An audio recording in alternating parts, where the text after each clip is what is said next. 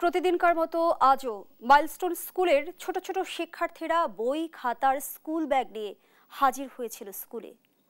বেলা গড়িয়ে দুপুর, সবেই বেজেছে ছুটির ঘন্টা, এবার বাড়ি ফেরার প্রতীক্ষা। কিন্তু হঠাৎই আকাশ থেকে ছুটে আসা যুদ্ধ বিমান বিধ্বস্ত হয়ে মুহূর্তেই সবকিছু ওলট পালট হয়ে গেল। চারিদিকে শুধুই আগুনের লেলিহান শিখা। যে শিক্ষার্থীরা সবেমাত্র জীবন নিয়ে স্বপ্ন দেখতে শুরু করেছিল, জীবন তাদের বুঝিয়ে দিল নির্দয় বাস্তবতা। প্রশিক্ষণ বিমান বিধ্বস্তের ঘটনায় শোকে আচ্ছন্ন পুরো দেশ। আগামীকাল রাষ্ট্রীয় শোক ঘোষণা করা হয়েছে। কিন্তু এই বাস্তবতায় দাঁড়িয়ে একটি নির্দয় প্রশ্ন: সন্তানহারা বাবা মায়ের যন্ত্রণার সান্ত্বনা মিলবে কিসে?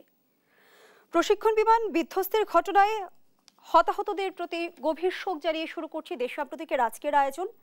আমি ফারনাজ জুই আছি আপনাদের সঙ্গে। আজকে আমার সঙ্গে স্টুডিওতে আছেন মাসুদ কামাল, লেখক, সাংবাদিক ও বিশ্লেষক। স্বাগত জানাচ্ছি আপনাকে। এমন এক বাস্তবতায় আজ আমরা দাঁড়িয়ে আছি যেখানে ঢাকার আকাশ আজ ভারী হয়ে উঠেছে কান্নার শব্দে, এবং আমরা জানি না যে কজনের সন্তান আর কখনোই বাড়ি ফিরতে পারবে না। এর দায় আসলে আমরা কাকে দিব, বা সন্তানহারা পিতামাতার যন্ত্রণার সান্ত্বনা আসলে কিভাবে মিলবে? দেখেন, বিষয়টা হলো কি, এটা একটা দুর্ঘটনা। এটাকে দুর্ঘটনা হিসাবে আসলে দেখতে হবে।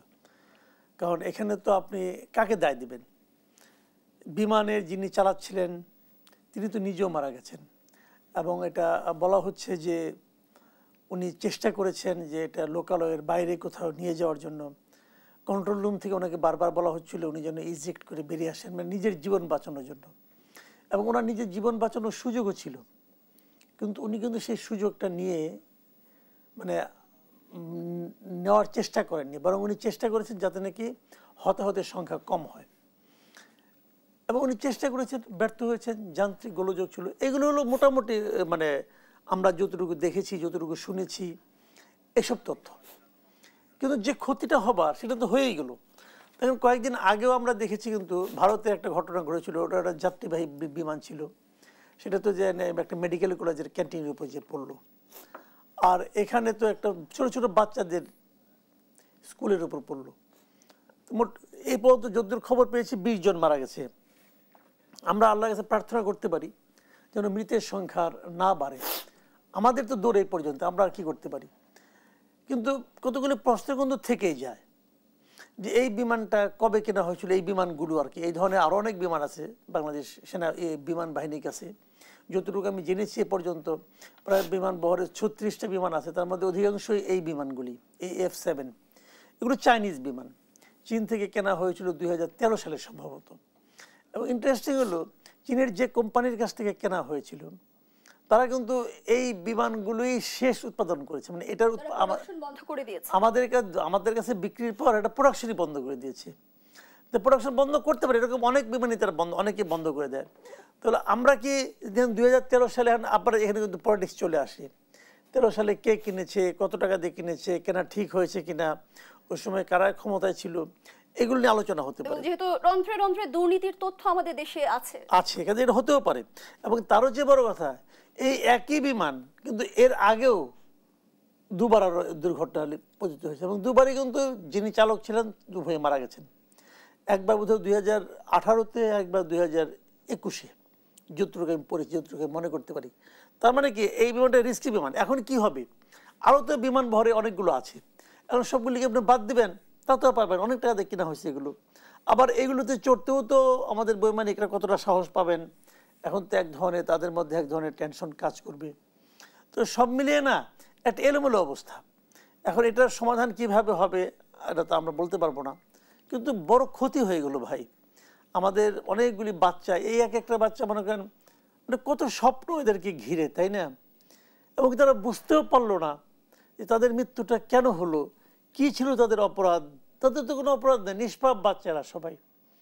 এবং ভাবেন এই ফ্যামিলিগুলি কথা, যাদের বাচ্চাগুলি মারা গেল তাদের ফ্যামিলিতে কি অবস্থা, এখন চিন্তা করে দেখেন একবার। যারা বেঁচে গেল তারাও কিন্তু তাদের সহপাঠীকে হারালো, বন্ধুকে হারালো, তাদেরও কিন্তু সারা জীবন এই ট্রমাটা থেকে যাবে। আমি জানি না রাষ্ট্রীয় শোক কালকে ঘোষণা করছে, এতেই বা কী হবে।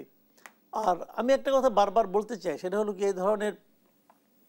এই ধরনের এই মানে আপনার মানে ঝুঁকিপূর্ণ যে সমস্ত কাজকর্ম, এগুলো না আসলে লোকালয়ের বাইরে যেয়ে করা উচিত। কেন থাকতে হবে একদম রাজধানী শহরেই, কেন এগুলো করতে হবে? যদি একটু লোকালয়ের বাইরে, যেমন আগের যে দুটো মানে নষ্ট হয়েছিল এই F7-এর, সেগুলো একটা ছিল মধুপুরে, মধুপুর বনের মধ্যে, আরেকটা ছিল কক্সবাজারে, ওখানে সমুদ্রে পড়ে গিয়েছিল। সেগুলিও ক্ষতি হয়েছে, যারা মারা গেছে তারা অবশ্যই আমাদের জাতীয় সম্পদ, কোনো সন্দেহ নেই। কিন্তু সেখানে তো এরকম মানে এত লোক মারা যায়নি। মৃত্যুর ক্ষেত্রে সব মৃত্যু বেদনাদায়ক, কিন্তু মৃত্যুর ক্ষেত্রে সংখ্যাও একটা বিষয়। তো এবং এখানে তাদের কোনো ভূমিকাই নাই, ছোট ছোট বাচ্চা। আমি এটাকে আমি আর কিভাবে বর্ণনা করবো আমি জানি না। তো ওয়াহিদ ভাই আছেন, ওনার সঙ্গে ধন্যবাদ জানাচ্ছি। মাসুদ কামাল জুমে আমাদের সঙ্গে আরো একজন অতিথি যুক্ত আছেন, কাজী ওয়াহিদ আলম, এভিয়েশন বিশেষজ্ঞ। নিশ্চয়ই আপনি আমার কথা শুনতে পাচ্ছেন। কাজী ওয়াহিদ আলম, আপনার কাছে শুরুতেই জানতে চাই, নিশ্চয়ই আপনি মর্মান্তিক এই দুর্ঘটনা দুপুর থেকে পর্যবেক্ষণ করছেন। এই দুর্ঘটনা বেশ কিছু প্রশ্নের জন্ম দিয়েছে। প্রথম প্রশ্নটি হচ্ছে, জনবহুল এলাকা স্কুলের পাশেই কেন প্রশিক্ষণ, এবং যে মডেলের বিমান বিধ্বস্ত হলো সেটি নিয়েও প্রশ্ন উঠেছে যে 2013 সাল থেকেই চীন এই বিমানের প্রোডাকশন বন্ধ করে দিয়েছে, এবং জানা মতে বা তথ্য মতে বলা হচ্ছে যে বাংলাদেশ বা দু একটা দেশ ছাড়া এই বিমান পৃথিবীর কোথাও চলছে না। ঘটনার নেপথ্যে আসলে কি, আপনি কি বলবেন? না, আসলে এই যে P7 এয়ারক্রাফটটা, এটা চায়না প্রোডাকশন বন্ধ করে দিয়েছে, সেটা ঠিকই। বাট এইটার অ্যাডভান্স ভার্সন যেটা J7 বা আরো অ্যাডভান্স ভার্সন, সেইগুলো কিন্তু তাদের এই ম্যানুফ্যাকচারিং কোম্পানি তারা করছে আর কি। সো কাজে কোম্পানি তারা করছে আর কি। সো কাজে এমন না যে না এটা একদম অবসোলেট হয়ে গেছে, তা না। বাট এই এয়ারক্রাফট গুলো আস্তে আস্তে কিন্তু ফেজ আউট করা শুরু হয়েছে। আমরা যদি দেখি যে পৃথিবীর অন্যান্য যেসব দেশ এই এয়ারক্রাফট ইউজ করতো, তারা আস্তে আস্তে কিন্তু সবাই ফেজ আউট করে দিয়েছে, এবং বাংলাদেশও এটা ফেজ আউট করা উচিত বলে আমরা মনে করি। বিকজ এই এয়ারক্রাফট গুলো আমরা যদি এদের কোয়ালিটি, যদি সার্ভিস স্ট্যান্ডার্ড দেখি, তাদের যদি কোয়ালিটি দেখি, এটা কিন্তু তাদের বিলো অ্যাভারেজ তাদের সেফটি স্ট্যান্ডার্ড আর কি। তো বিলো অ্যাভারেজ একটা এয়ারক্রাফটের যদি সেফটি স্ট্যান্ডার্ড হয়, তাহলে সেই ক্ষেত্রে এই এয়ারক্রাফট গুলো ব্যবহার কতটুকু গ্রহণযোগ্য সেটা আমাদেরকে বিবেচনা করতে হবে। তবে একটা জিনিস কি, যে একটা এয়ারক্রাফট, এটা আমরা যতটুকু জানি 2013 সালে এই এয়ারক্রাফট গুলো প্রকিউর করা হয়েছে, ইন্ডাক্ট করা হয়েছিল। 2013 সাল থেকে 25 সাল, 12 বছর হয়েছে এয়ারক্রাফট গুলোর বয়স। একটা এয়ারক্রাফটের বয়স কিন্তু 12 বছর তেমন একটা সময় না। এটা যদি প্রপার মেনটেনেন্স যদি করা হয়, মেনটেনেন্স যদি ঠিক হয় এবং মেনটেনেন্স যদি প্রপারলি করা হয়, এই চেকগুলো যদি ঠিক মতো করা হয়, সেই ক্ষেত্রে কিন্তু এইগুলো এত তাড়াতাড়ি সমস্যার সম্মুখীন হতে হয় না। বাট আমার এখানে প্রশ্ন আছে যে আমরা কতটুকু যোগ্যতার সাথে, দক্ষতার সাথে আমরা এই এয়ারক্রাফট গুলো মেনটেনেন্স করে থাকি, বা এটার স্পেয়ার্স যেভাবে করার কথা সেটা করেছি কিনা। তো সেই ক্ষেত্রে আমাদের মেনটেনেন্সটা যদি ঠিক মতো হয়, তাহলে কিন্তু এই ধরনের দুর্ঘটনা হাতে কিছুটা হলে রক্ষা পেতে পারে। তা না, আমরা যদি দেখি আমাদের পার্শ্ববর্তী দেশ ভারতে কয়েকদিন আগে একটা Boeing 787 dream liner aircraft crash করেছে। এরকম টেক অফ করার সাথে সাথে এটা ক্র্যাশ করেছে। এই এয়ারক্রাফটটা কিন্তু সব থেকে বড় ভালো একটা aircraft, state of the art, সব থেকে ভালো এয়ারক্রাফট, এবং এটার বয়সও কিন্তু খুব বেশি না, 4-5 বছর বয়স ছিল এয়ারক্রাফটার। তারপরেও কিন্তু এই এয়ারক্রাফট মেকানিক্যাল কারণে বা ইঞ্জিনের ত্রুটির কারণে এটা দুর্ঘটনায় পতিত হয়েছে। সো কাজেই শুধুমাত্র যে এয়ারক্রাফটের কারণে হতে পারে তা না, বাট এই ধরনের যে সমস্যাগুলো যেগুলো আছে, সে প্রত্যেকটা ক্রাইটেরিয়া আমাদেরকে অ্যাড্রেস করা উচিত, এবং সেই অ্যাড্রেস করে সেই চ্যালেঞ্জগুলোকে আমরা যাতে ভবিষ্যতে ফেস না করতে হয়, সেইভাবে আমাদেরকে প্রস্তুতি রাখা উচিত বলে আমি মনে করি। কাজী ওয়াহিদ আলম, আমরা সাধারণত দেখি যে কোনো ট্রেনিং ফ্লাইট সিভিলিয়ান এরিয়া থেকে দূরে থাকে। এবার আমরা কেন দেখলাম যে এরকম জনবহুল একটি জায়গায় কিংবা স্কুলে আসলে বিমান বিধ্বস্তের ঘটনা ঘটলো? এইটা কিন্তু সত্যিকার অর্থে এটা কিন্তু ট্রেনিং ফ্লাইট ছিল না, এটা একটা ইউজুয়াল ফ্লাইট ছিল। এটা একটা, এবং এই যে এয়ারক্রাফট ইউজ হয়েছে এটা কিন্তু ট্রেনিং এয়ারক্রাফট না, এটা একটা ফাইটার এয়ারক্রাফট, এবং ফুল ফ্লেজেড ফাইটার এয়ারক্রাফট, এবং এটা সুপারসনিক গতিসম্পন্ন, এবং এটা ইন্টারসেপ্টিং ক্যাপাবিলিটি আছে এই এয়ারক্রাফটের। কাজে এটাকে ট্রেনিং এয়ারক্রাফট বলা ভুল হবে। আর এটা যে পাইলট যিনি চালাচ্ছিলেন, এটা আমরা যতটুকু শুনেছিলাম তার এটা লাস্ট সলো ফ্লাইট ছিল। এই ফ্লাইটটা উনি কোয়ালিফাই করলে উনি এই এয়ারক্রাফটের জন্য রেটিং হতেন। তো সেই হিসাবে তাকে ল্যান্ডিং এবং টেক অফ করতে বলা হয়েছিল বলে আমার মনে হয়। তবে হ্যাঁ, আপনি যেটা বলছেন যে জনবসতি এলাকায় এই ধরনের এয়ারক্রাফট ওঠানামা করা অত্যন্ত ঝুঁকিপূর্ণ, এবং এইটার জন্য কিন্তু এয়ারক্রাফট বা এয়ারফোর্স বা দায়ী না। আমরা মনে করি যে আমাদের ঢাকা আন্তর্জাতিক বিমানবন্দর, শাহজালাল বিমানবন্দর, এই বিমানবন্দরটা এমন জায়গায় লোকেটেড যে এইটা কিন্তু 1964 সালে পাকিস্তান আমলে এটাকে একটা প্রাদেশিক পরিষদে প্রাদেশিক রাজধানীর এয়ারপোর্ট হিসেবে এটাকে তৈরি করা প্ল্যান করা হয়েছিল। তখন কিন্তু এই উত্তরা বা টঙ্গী বা আশুলিয়া ওইদিকে কোনো জনবসতি ছিল না, এবং ওইটা ছিল ঢাকা শহরের শেষ বিন্দু। তো সেখান থেকে যখন স্বাধীনতার পর যখন এই বিমানবন্দর চালু করা হলো, এবং তখন থেকে কিন্তু আমাদের প্রতি বছর আমাদের যাত্রী সংখ্যা বাড়ছে, এবং সাথে সাথে ওইদিকে আমাদের জনসংখ্যা বেড়ে যাচ্ছে আর কি। এবং এই ফলশ্রুতিতে এখন এই শাহজালাল বিমানবন্দরটা একদম শহরের কেন্দ্রবিন্দুতে অবস্থিত। সো কাজে এই কেন্দ্রবিন্দুতে এই ধরনের একটি আন্তর্জাতিক বিমানবন্দর, ব্যস্ততম বিমানবন্দর থাকা কোনোভাবেই এটা গ্রহণযোগ্য নয়। এবং আমরা যদি দেখি পৃথিবীর অন্যান্য দেশের বিমানবন্দরগুলো, আন্তর্জাতিক বিমানবন্দরগুলো কিন্তু এখন শহরের বাইরে, একটা বেশ বাইরে নিয়ে যাওয়া হয়েছে। আমরা যদি দেখি সিঙ্গাপুর বা ব্যাংকক, মালয়েশিয়া, প্রত্যেকটা দেশের এয়ারপোর্ট কিন্তু শহরের বাইরে নিয়ে যাওয়া হয়েছে এবং রিলোকেট করেছে তাদের। আমাদের কিন্তু অনেক আগেই সময় হয়েছে, আমাদের উচিত ছিল এখানে থার্ড টার্মিনালটা এখানে নির্মাণ না করে, বরং আমাদেরকে আমাদের নতুন আন্তর্জাতিক বিমানবন্দর ঢাকার বাইরে রিলোকেট করার ব্যাপারে পরিকল্পনা করা উচিত ছিল। আমাদের এখানে অবকাঠামোগত যেসব স্থাপনা আছে সেইগুলোর ব্যাপারে আমি মনে করি সঠিক পরিকল্পনার অভাবে কিন্তু আমরা অনেক পিছিয়ে পড়ছি আর কি। সো আমাদের এখন সময়, এবং আজকের এই বারবার করে যে এই এয়ারপোর্ট এখানে রেখে কিন্তু আমরা আমাদের জনগণের স্বার্থ সংশ্লিষ্ট ব্যাপারে আমরা কিন্তু তাদের নিরাপত্তা এভাবে দিতে পারবো না। আজকে যদি আপনি চিন্তা করেন যে এখানে একটা এয়ারফোর্সের এয়ারক্রাফট না হয়ে একটা প্যাসেঞ্জার এয়ারক্রাফট হতো, আর 300-400 যদি প্যাসেঞ্জার থাকতো এয়ারক্রাফটে, তাহলে কি ধরনের ডিভাস্টেশন সেটা হতে পারতো। হ্যাঁ, এবং কাজেই এটা আমাদেরকে মাথায় রাখতে হবে যে এই এয়ারপোর্টের জন্য আমাদের আশেপাশের যে ইনফ্রাস্ট্রাকচারাল ফ্যাসিলিটিস আছে, আমরা দেখেছি যে ওই দুর্ঘটনাস্থল থেকে বার্ন ইউনিটে নিয়ে যেতে যে সময় লেগেছে, এটা একটা বড় ধরনের বিপর্যয় ঘটে যেতে পারে। সো কাজে আমাদের এয়ারপোর্ট কেন্দ্রিক আমাদেরকে আন্তর্জাতিক মানের হাসপাতাল এবং চিকিৎসা ব্যবস্থা থাকতে হবে, এবং অন্যান্য আর বিভিন্ন ধরনের ইনফ্রাস্ট্রাকচার ফ্যাসিলিটি আমাদের তৈরি করতে হবে। ধন্যবাদ জানাচ্ছি কাজী ওয়াহিদ আলম, আপনি আমাদের সাথে যুক্ত থাকুন। পরবর্তী অংশে আমরা আবারও আপনার সঙ্গে যুক্ত হবার চেষ্টা করব। এই মুহূর্তে জুমে আরও একজন অতিথি আমাদের সঙ্গে যুক্ত আছেন, অধ্যাপক ডাক্তার মোহাম্মদ নাসির উদ্দিন, পরিচালক Dhaka medical burn institute. Doctor Nasir Uddin, আপনার কাছে শুরুতেই জানতে চাই, বার্ন ইনস্টিটিউটের এই মুহূর্তের পরিস্থিতি কেমন দেখছেন? আহতদের শারীরিক অবস্থা এখন কেমন? কজন ভর্তি আছেন ওখানে? ধন্যবাদ। আপনি কি আমাকে শুনতে পাচ্ছেন?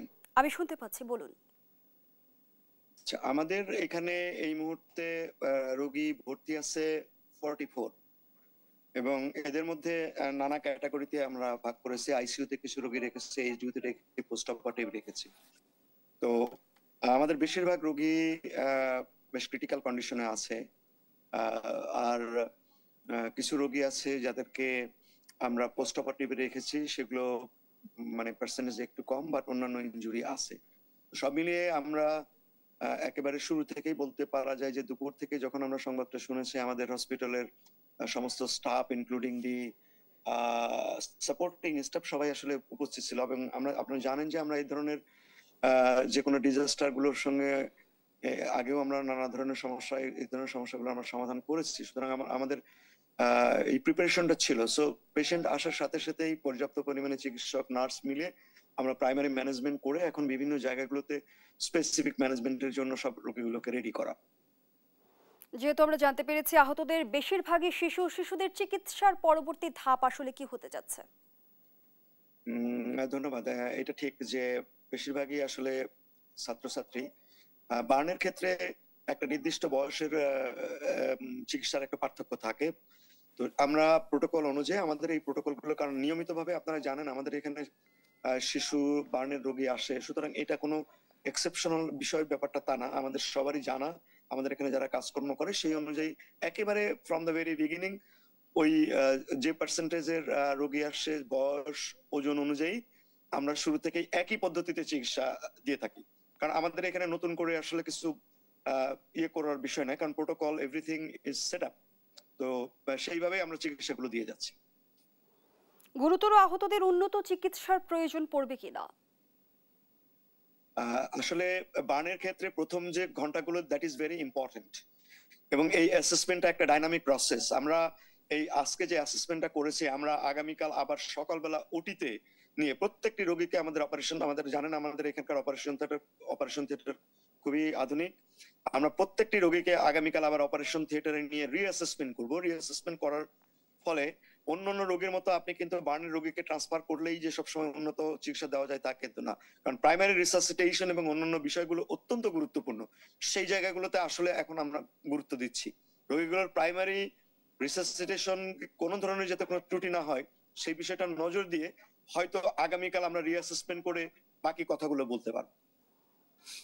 এই মুহূর্তে বার্ন ইনস্টিটিউটে গুরুতর আহত রোগীর সংখ্যাটা কেমন? আমাদের আইসিইউতে 10 জন আছে গুরুতর আহত রোগী, তারপরে আমাদের এইচডিইউতে অন্তত 15 জন। আমরা অন্তত বলতেই পারি যে 25 জন রোগী যথেষ্ট তারা ইনজুরির শিকার হয়েছে, এবং সেই অনুযায়ী তাদের ম্যানেজমেন্ট যে প্রোটোকলে দেওয়া দরকার আমরা সেই প্রোটোকলে ম্যানেজমেন্ট করে দিয়ে যাচ্ছি। ডক্টর নাসিরউদ্দিন, সামাজিক যোগাযোগ মাধ্যমে রক্তের সংকটের একটা তথ্য আমরা দেখেছি, এর সত্যতা কি আসলে আছে? এইটা আমি আপনাকে আপনার প্রশ্ন শুরুতেই আমি বলবো যে প্লিজ এই জিনিসটা আপনারা অত্যন্ত গুরুত্ব দিয়ে প্রচার করেন যে বার্নের রোগীদের ইমিডিয়েটলি রক্তের তেমন কোনো প্রয়োজন হয় না। আমরা রোগীগুলোর অ্যাসেসমেন্ট করে পরবর্তীতে 24 ঘন্টা পর থেকে আমরা রক্ত দিয়ে থাকি, তাও সব সময় সব রোগীকে দেওয়া প্রয়োজন হয় না। আমরা ফ্রেশ ফ্রোজেন প্লাজমা দিয়ে থাকি, এবং এটা কখনো অন্য রোগীদের মতো আমরা সংরক্ষণ করে রাখি না। হ্যাঁ, আমরা ইমিডিয়েটলি নিয়ে থাকি। এই বিষয়টা আপনাদেরকে অনুরোধ করব, আপনারা সাধারণ মানুষের মধ্যে মানে এই কথাটা বলেন যে আমাদের এই মুহূর্তে কোনো জরুরি রক্তের প্রয়োজনীয়তা নাই। তো সুতরাং আমরা যারা রক্ত দিতে চান তারা নিবন্ধন করে যেতে পারেন, আমরা প্রয়োজন অনুযায়ী তাদেরকে ডেকে ডেকে রক্ত নিয়ে নিব, কারণ একবারে এই রক্ত স্টোর করে রাখার মতো কোনো বিষয় না। রক্ত নিব এবং রক্ত নেওয়ার সাথে সাথে আমরা সেগুলোকে ফ্রেশ ফ্রোজেন প্লাজমা করে তারপরে আমরা রোগীদের দিয়ে থাকি। সুতরাং স্টোর করবার মতো রক্ত আমাদের এই মুহূর্তে দরকার নাই। ডক্টর নাসিরউদ্দিন, অসংখ্য ধন্যবাদ জানাচ্ছি আপনাকে। বিরতির পর আমরা আবারও যুক্ত হচ্ছি। দর্শক, দেশের প্রতীকের এই পর্যায়ে আবারও বিরতিতে যাচ্ছি, সাথেই থাকুন।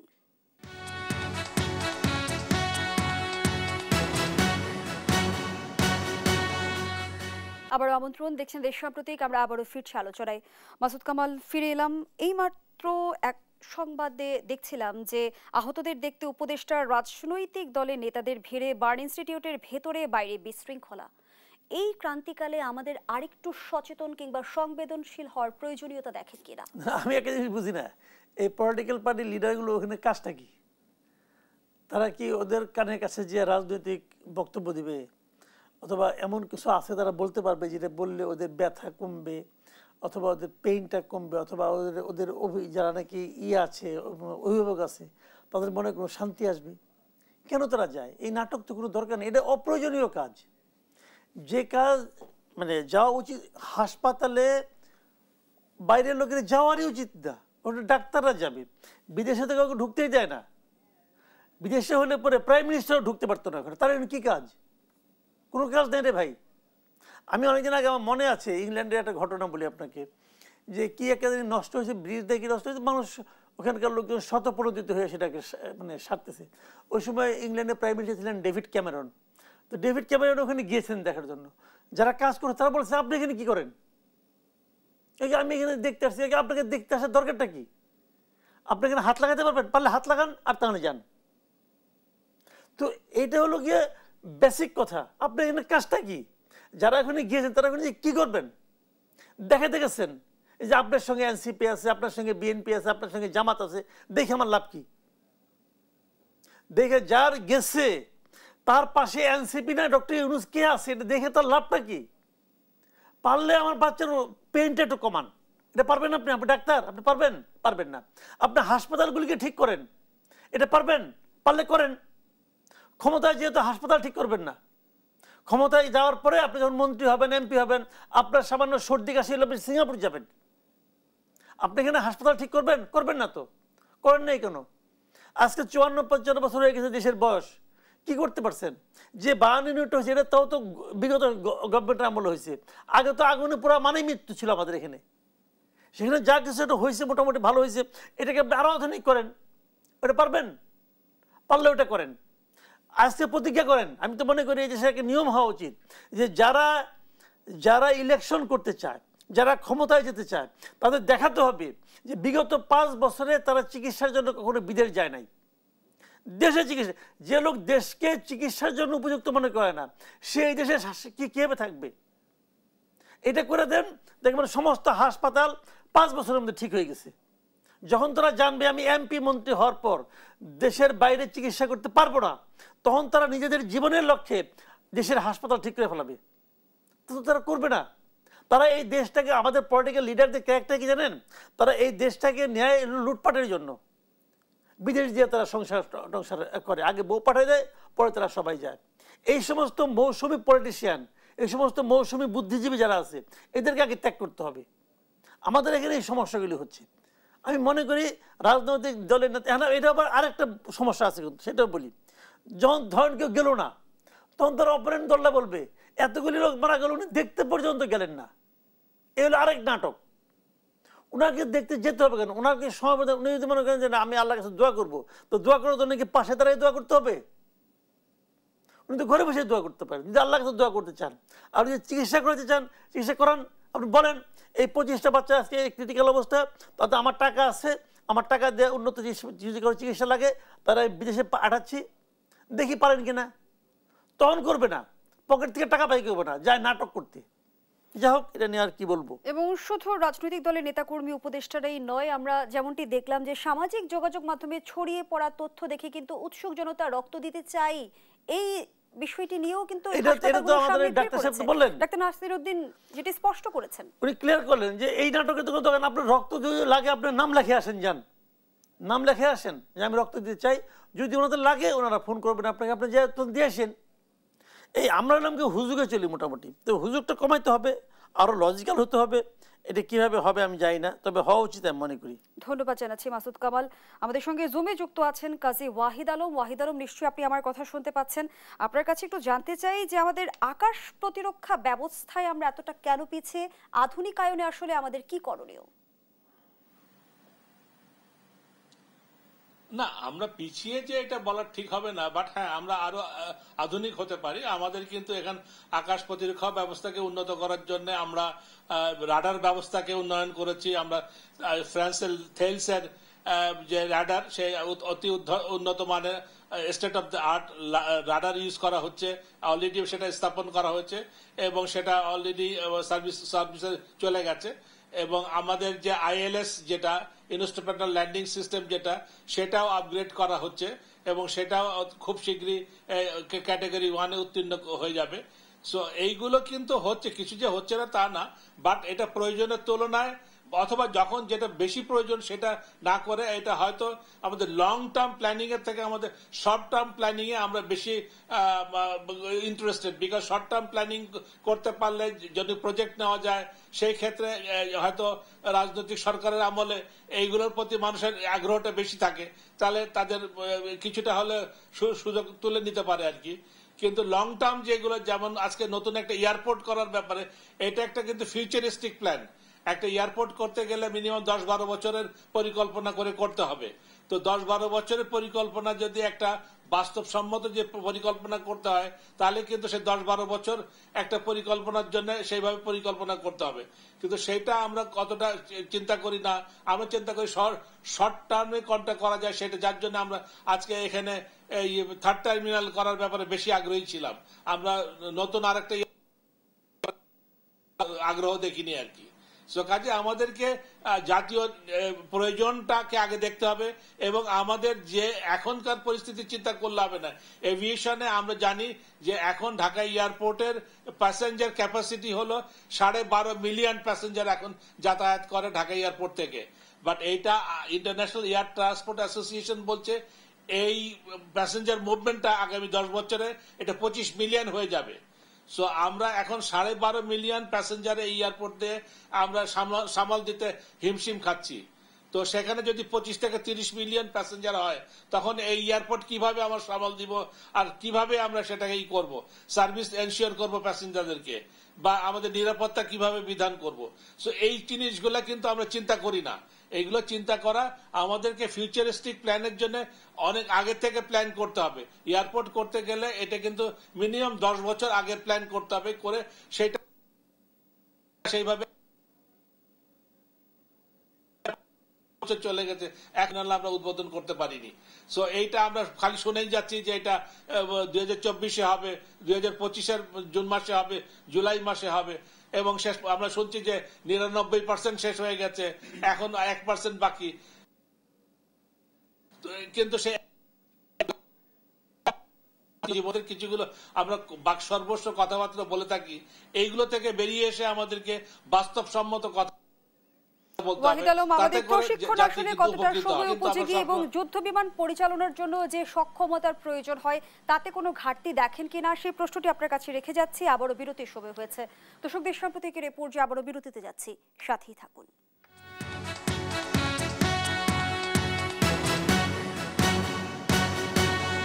আবারও আমন্ত্রণ, আপনারা দেখছেন দেশ সাম্প্রতিক, নিবেদন করছে Arail angle channel and square বার। আমরা আবারও জুমে যুক্ত হচ্ছে, আমাদের সঙ্গে যুক্ত আছেন কাজী ওয়াহিদ আলম।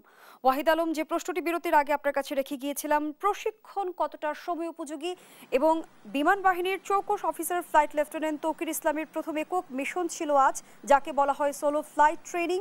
জানতে চাই, যুদ্ধ বিমান পরিচালনার জন্য যে সক্ষমতার প্রয়োজন তাতে কোনো ঘাটতি ছিল কিনা?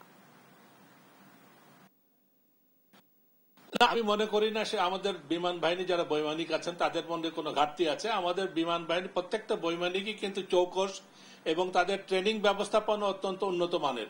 হ্যাঁ, এই ধরনের ট্রেনিং কালীন সময়ে দুর্ঘটনা নানা কারণেই ঘটতে পারে। সেটা হিউম্যান এরর হতে পারে, সেটা মেকানিক্যাল ফেলিয়ার হতে পারে, ইঞ্জিন ফেলিয়ার হতে পারে, বার্ড হিট হতে পারে, বিভিন্ন কারণে কিন্তু একটা দুর্ঘটনা ঘটে থাকে। এবং এই দুর্ঘটনা কিন্তু শুধু বাংলাদেশেই হয় তা না, এটা পৃথিবীর সব দেশেই কিন্তু এই ধরনের দুর্ঘটনা হয়ে আসছে আর কি। অনেক উন্নত দেশেও কিন্তু দুর্ঘটনা হয়ে থাকে। তো কাজেই আমাদের এখানে বৈমানিকদের, বিমান বাহিনী বৈমানিকদের যে কোনো ঘাটতি আছে আমি কোনোভাবে সেটা মনে করি না। এবং এই ধরনের এটা নিছকই দুর্ঘটনা, এবং এই দুর্ঘটনা যাতে না হয় সেটাই আমরা কামনা করি। এবং আগামীতে আমরা আশা করি যে আমাদের বাহিনীর বা অন্যান্য শাখায় তারা আরো তাদের দক্ষতার সাথে তাদের কর্ম সম্পাদন করবে, এবং সেই ক্ষেত্রে হয়তো আমাদের মেনটেনেন্স যদি ভালো হয় সেই ক্ষেত্রে কিন্তু দুর্ঘটনা হার অনেকাংশে কমে আসবে বলে হয়। ধন্যবাদ জানাচ্ছি আপনাকে। আবারও ফিরছি আমাদের অতিথির কাছে, জনাব মাসুদ কামাল। আমরা যে মর্মান্তিক দুর্ঘটনা দেখলাম, এই দুর্ঘটনা থেকে আসলে আমাদের নিরাপত্তার স্বার্থে আমরা কি কি শিক্ষা নিতে পারি? শুনুন, শিক্ষা হলো কি, এখানে আপনি যে কথাটা ওয়াহিদ ভাই বললেন যে আসলে দেখেন উন্নত দেশেও কিন্তু দুর্ঘটনা ঘটে, কিন্তু একটা দুর্ঘটনা যখন ঘটে তখন যে ক্ষতিটা তাৎক্ষণিক হয় সেটা তো হয়, পাশাপাশি আরেকটা কিন্তু সচেতনতাও হয় যে সেই এই ধরনের দুর্ঘটনা, এই ধরনের সমস্যা হলে আমরা কি করতে পারি। এখানে কিন্তু দায় এড়িয়ে আপনি খুব বাহবা পাবেন এটা কিন্তু খুব একটা জরুরি না। আইএসপিআর দেখলাম এক বিবৃতি দিয়েছে, তারা জানিয়েছে এখানে মানে কি হয়েছে না হয়েছে মোটামুটি একটা ধারণা দেওয়ার চেষ্টা করেছে। তো এই ধারণাটা আমার কাছে গ্রহণযোগ্য মনে হয়েছে যে দেখেন, বৈমানিকের আপনি যদি দোষ দিতে চান তো উনি তো নিজের জীবনটাই দিয়ে দিলেন, তাই না? এবং উনি তো আকাশে ওঠার পর প্রথমে ইনফর্ম করেছেন কিন্তু কন্ট্রোল টাওয়ারকে যে আমি মানে এটা নিচের দিকে নেমে যাচ্ছে, এবং উনি তো চেষ্টা করছেন কীভাবে কী করতে হবে সবই তো উনি জানেন। না জানলে তো ওনাকে আর একা একা উঠতে দেওয়া হতো না। আর উনি মানে একদম বোঝেন না তা তো না, ভালোই বোঝেন। আর উনি নিজেও তো সাহস করেছেন সব জেনে বুঝেই। সেক্ষেত্রে আমি যতটুকু আমার কমন সেন্স সাধারণ মানুষের মতো করে আমরা যা বুঝি আর কি, এটা ভাই বিমানেরই একটা টেকনিক্যাল ফল্ট, এখন এই ফল্ট হতেই পারে, এই ফল্টও হতে পারে, কিন্তু সব কিছু ঠিকঠাক থাকার পরেও কিন্তু হতে পারে। আমরা যে ইন্ডিয়ার যে ঘটনাটা দেখলাম, যতটুকু এখন পর্যন্ত খবর পাওয়া গেছে যে পাইলট নিজেই নাকি তেলের সুইচটা অফ করে দিয়েছিলেন। এখন আসলেই দিয়েছিলেন না কি হয়েছিল এটা কিন্তু আমরা এখনো যাই না, কারণ ওখান থেকে তো আর কেউ নাই এখন। তো এখানেও হয়তো আরও তো ইনভেস্টিগেট করলে আরও কিছু বেরিয়ে যাবে।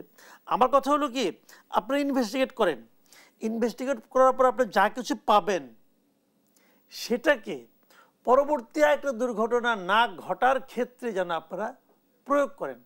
আমার এখানে এইটুকু অনুরোধ যে যা গিয়েছে, যা ক্ষতি হয়েছে সেটা তো আমি আর ফেরত পাবো না, কিন্তু আগামীতে যেন এই ধরনের ক্ষতির কথা আমাদেরকে দ্বিতীয়বার ভাবতে না হয়, আমরা যেন এই ধরনের ক্ষতির মুখোমুখি দ্বিতীয়বার না হই, সেই বিষয়টার ব্যাপারে যারা কনসার্ন আছেন তাদেরকে সতর্ক হতে হবে। আর দ্বিতীয় কথা হলো, এই ঘটনাটা নিশ্চয়ই একটা তদন্ত হবে। তদন্তে যদি কোনো কারো গাফলতি ধরা পড়ে সেটাও কিন্তু দেখতে হবে। যেমন গাফলতি এখানে অনেক ধরনের হতে পারে। বিমান উড্ডয়নের ক্ষেত্রে সেটা যাত্রীবাহী হোক আর যুদ্ধ বিমান হোক, এগুলি কিন্তু যখন আকাশে ওঠে, এটা তো বাস না যে অ্যাক্সিডেন্ট হলো, সমস্যা হলো, থেমে গেল, নেমে ঠিকঠাক করলো, ওখানে তো ঠিকঠাক করার কোনো সুযোগ থাকে না। কাজে যখন নাকি আকাশে ওড়ার আগে অনেকগুলো কিন্তু আপনার চেকিংয়ের ব্যাপার স্যাপার আছে, প্রত্যেকটা পয়েন্টে তারা চেক করে এবং এটাকে রেগুলার মেনটেনেন্সের একটা ব্যাপার কিন্তু আছে।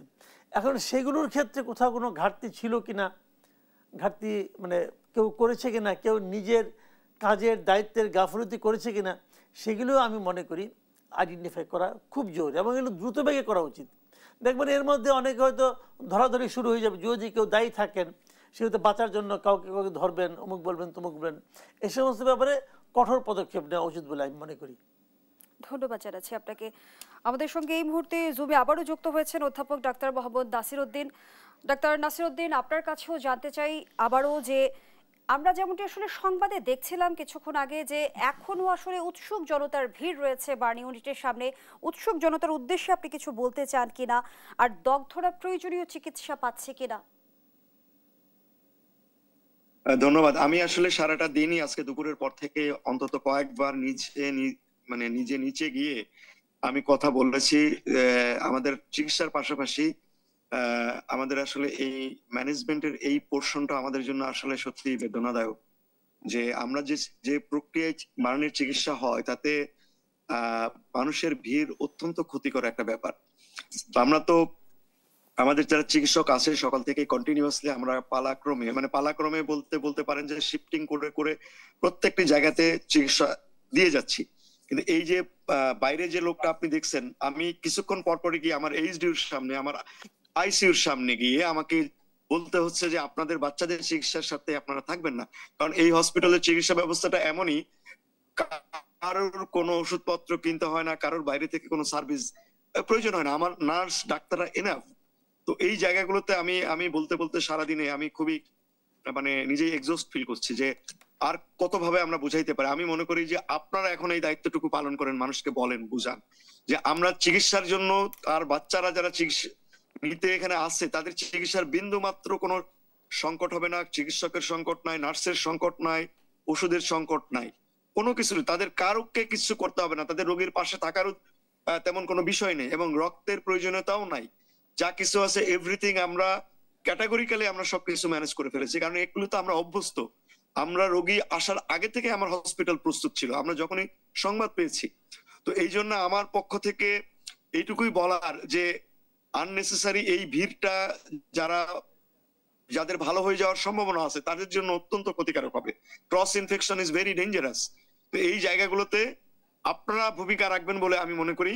আর আমি আসলে এই মুহূর্তে আমার যারা চিকিৎসক যারা আছে তাদের সঙ্গে পরবর্তী পদক্ষেপ নিয়ে আমি কথাবার্তা বলছি। সুতরাং আপনাদেরকে আমি বলবো যে আমাকে একটু ক্ষমা করবেন, কারণ সবাই বসে আছে। আমার ফার্দার সকালবেলা আমি কি করব, রাত 12টার পরে কি করব, সমস্ত স্ট্র্যাটেজি গুলোকে আমাকে নিতে হচ্ছে। জানেন আপনারা burn is a dynamic process, প্রতি মুহূর্তে আসলে 1 ঘন্টা পর পর চিকিৎসার পদ্ধতি চেঞ্জ করতে হয়। তো যে কারণে আমি আসলে অত্যন্ত দুঃখিত, আপনাদের সঙ্গে আর বেশি কথা বলতে পারছি না।